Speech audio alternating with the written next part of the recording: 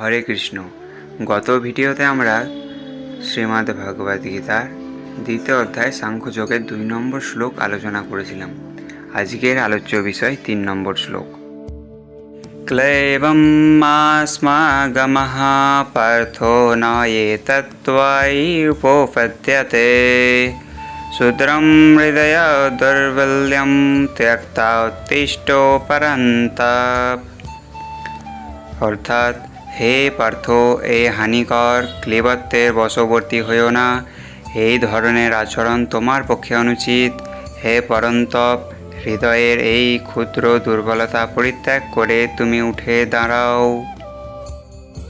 তাৎপর্য: অর্জুনকে এখানে পার্থ নামে সম্বোধন করা হয়েছে, অর্থাৎ যিনি শ্রীকৃষ্ণের পিতা বসুদেবের ভগ্নী পৃথার পুত্র। তাই শ্রীকৃষ্ণের সঙ্গে অর্জুনের রক্তের সম্পর্ক রয়েছে।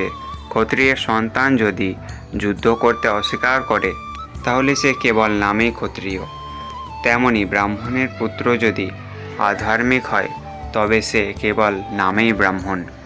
এই ধরনের ব্রাহ্মণ ও ক্ষত্রিয়েরা তাদের পিতার অযোগ্য সন্তান। তাই শ্রীকৃষ্ণ চাননি যে অর্জুন একজন অযোগ্য ক্ষত্রিয় সন্তান হোক।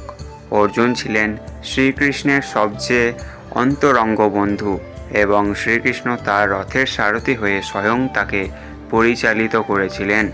কিন্তু এই সমস্ত সুবিধা সত্ত্বেও যদি অর্জুন যুদ্ধ না করতেন তবে তা হতো নিতান্ত আফসোসের বিষয়। তাই শ্রীকৃষ্ণ বললেন যে এই রকম আচরণ অর্জুনের পক্ষে মানানসই ছিল না। অর্জুন হয়তো পরম শ্রদ্ধেয় ভীষ্ম ও নিজের আত্মীয়দের প্রতি উদার মনোভাবের কারণে যুদ্ধক্ষেত্র পরিত্যাগ করার যুক্তি দেখিয়েছিলেন, কিন্তু শ্রীকৃষ্ণ এই ধরনের উদারতাকে হৃদয়ের দুর্বলতা বলে বিবেচনা করেছিলেন। এই ধরনের ভ্রান্ত উদারতাকে মহাজনেরা কখনোই অনুমোদন করেননি।